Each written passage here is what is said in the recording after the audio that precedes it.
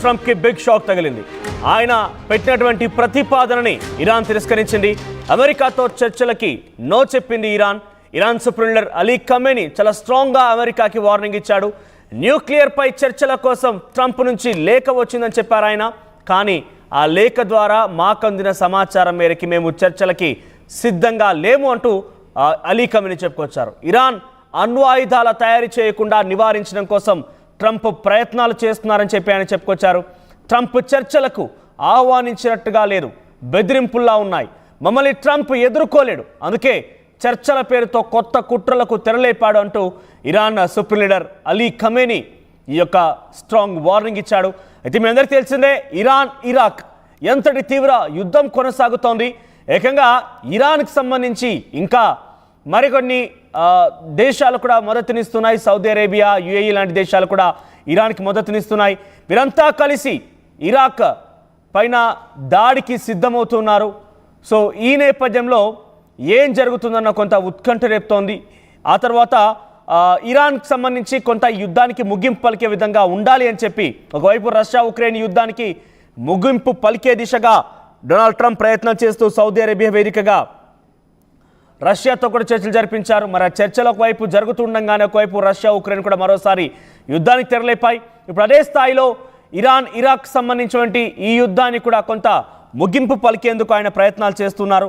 Iraq అధ్యక్షుడు నెతన్యాహుతో చర్చలు అంటే ఆల్మోస్ట్ ఇప్పుడు నెతన్యాహుకి కూడా అమెరికా సపోర్టే ఉంది. సో ఈ నేపథ్యంలో అటు రెండు దేశాలకు సంబంధించి యుద్ధాన్ని ముగింపు పలకడం కోసం ఆయన కొంత ప్రయత్నాలు చేస్తూ ఇప్పుడు ఈ స్థాయిలో ఒక్కసారిగా ఈ ప్రయత్నం చేయడం. సో ఇజ్రాయెల్ ఇరాన్ మధ్య ఉన్నటువంటి ఈ యుద్ధాన్ని కొంత ముగింపు పలకాలి అని అంటే ట్రంప్ అనివార్యంగా మారారు. ఈ నేపథ్యంలోనే ఇరాన్తో చర్చలకు ఆయన ఒక లేఖ రాశారు. అయితే దాంట్లో అణ్వాయుధాల తయారీకి సంబంధించిన అంశం ఒకటి ఆ లేఖలో పొందుపరిచినట్టు తెలుస్తోంది. మీరు యుద్ధానికి ముగింపు పలకండి, అణ్వాయుధాల తయారీని కొంత కంట్రోల్లో పెట్టండి, లేదంటే ప్రపంచ దేశాలు మొత్తం కూడా యుద్ధం ప్రభావం పడి తీవ్ర ఆందోళనకరంగా ఉంటుంది, తీవ్ర ఇబ్బందులు ఎదుర్కొనే అవకాశం ఉందంటూ ట్రంప్ రాసుకొచ్చారు. కానీ అది కాస్త రిక్వెస్ట్ గానో లేదంటే చర్చలకు కూర్చుందామని ఒక మెసేజ్ గానో లేదు, ఇది పక్కగా వార్నింగ్లా ఉంది.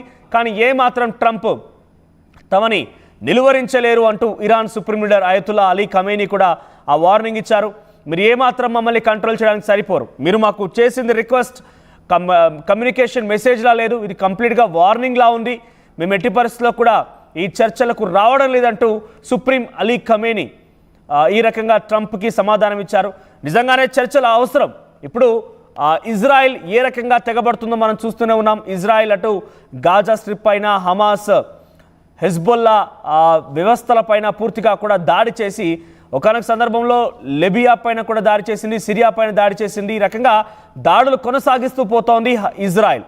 ఈ నేపథ్యంలో ప్రతి దాడులు కూడా కొనసాగుతున్నాయి. ఇజ్రాయెల్ పైన దాడులు కూడా చేస్తూ ఉన్నారు. ఒకనొక సందర్భంలో ఇరాన్ కూడా గాజా పైన, అటు సిరియా పైన, లిబియా పైన దాడి చేస్తున్న నేపథ్యంలో తమ మద్దతుదారు లేదంటే తమకు సపోర్ట్గా ఉండే వ్యక్తులపైన ఈ రకంగా దాడులు చేస్తారంటే ఇరాన్ కూడా ఒకసారిగా ఇజ్రాయెల్ పైన దాడికి ఎత్తించింది. ఆ తర్వాత ఇజ్రాయెల్ కూడా మేము పూర్తిగా ఇరాన్ లేకుండా చేస్తామంటూ వార్నింగ్ ఇచ్చింది. కానీ ఇరాన్ లాంటి దేశాన్ని ఎదుర్కోవడంలో ఇజ్రాయెల్కి సొంతగా సాధ్యం కాకపోయినా అమెరికా సంబంధించి సపోర్ట్ ఉంది కాబట్టి అణ్వాయుధాలు అమెరికాకు సంబంధించి అనేక రకాలుగా ఎక్విప్మెంట్స్ అందిస్తున్నారు కాబట్టి నేపథ్యంలో కొంత ఇజ్రాయెల్కి బలం చేకూరింది. ఈ నేపథ్యంలోనే ఇజ్రాయెల్ అధ్యక్షుడు నెతన్యాహు కూడా ఇరాన్కి చాలా మాస్ వార్నింగ్ ఇచ్చారు. ఆ తర్వాత ఇటు హమాస్కి కూడా ట్రంప్ అధ్యక్షుడు అయిన తర్వాత చాలా స్ట్రాంగ్ వార్నింగ్ ఇచ్చారు. మీ దగ్గర బందీలుగా ఉన్నటువంటి ఇజ్రాయెల్ పౌరులని, ఇజ్రాయెల్ ఆర్మీ మెన్స్ని కనుక విడుదల చేయకపోతే పూర్తిగా మీకు నరకం చూపిస్తానంటూ కూడా వార్నింగ్ ఇచ్చారని అధ్యక్షుడు అయిన తర్వాత కొన్ని నెల రోజుల సమయంలోనే ఈ వార్నింగ్ ఇచ్చారు. ఇజ్రాయెల్కి మద్దతుగా నిలుస్తూ అటు హమాస్ పైన ఈ స్ట్రాంగ్ వార్నింగ్ ఇచ్చారు. కానీ హమాస్ ఏమాత్రం వనకలేదు, ఏమాత్రం జనకలేదు, ఎట్టి పరిస్థితుల్లో వదిలే ప్రసక్తే లేదు. మీరు యుద్ధ విరమణకి, కాల్పుల విరమణకి ఒప్పందానికి ఒకవైపు జరుపుతూనే మరోవైపుగా ఈ రకంగా వార్నింగ్ ఇవ్వడం, ఇంకోవైపుగా యుద్ధాలు చేయడం, ఈ రకంగా దాడులు చేయడం అనేది మీరు ఆ యొక్క ఒప్పందాన్ని తిరస్కరించారు కాబట్టి మేము ఒప్పుకోము అంటూ కూడా హమాస్ తేల్చేసింది. ఇప్పుడు తాజాగా ఇరాన్తో ఒకసారి మంత్రాలు జరుపుదాం, ఇజ్రాయెల్ ఇరాన్కి సంబంధించి యుద్ధాన్ని కొంత ముగింపులకి అవకాశం ఉంటుంది కదా అని చెప్పి ఆలోచించిన ట్రంప్కి ఇది ఒక బిగ్ షాక్ అని చెప్పొచ్చు. Iran supreme leader Ali Khamenei ట్రంప్ని చాలా తేలికగా కుట్టిపారేశారు.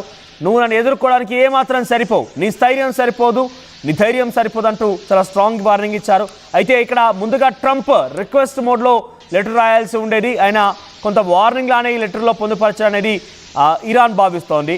సో ఇది అణ్వాయుధాల తయారీకి సంబంధించి తయారు చేయకుండా నివారించండి అంటూ ట్రంప్ చేస్తున్న ప్రయత్నాలు ఏమాత్రం ఫలించవు. అది ముమ్మాటికి మాకు వార్నింగ్ ఇచ్చేలా ఉన్నాయి కాబట్టి మెట్టి పరిస్థితులు యాక్సెప్ట్ చేయమంటూ ఇరాన్ ట్రంప్కి కౌంటర్ ఇచ్చింది. మరి దీనిపై ట్రంప్ ఎలా రెస్పాండ్ అవుతారో చూడాలి. ముగింపు పలికేందుకు ట్రంప్ ప్రయత్నం చేస్తున్నారో నిజంగా, లేదంటే ఇజ్రాయెల్కి సపోర్ట్గా వెన్నుపోటు చర్యని ఇరాన్ భావిస్తోంది కాబట్టి ట్రంప్ చర్యలని.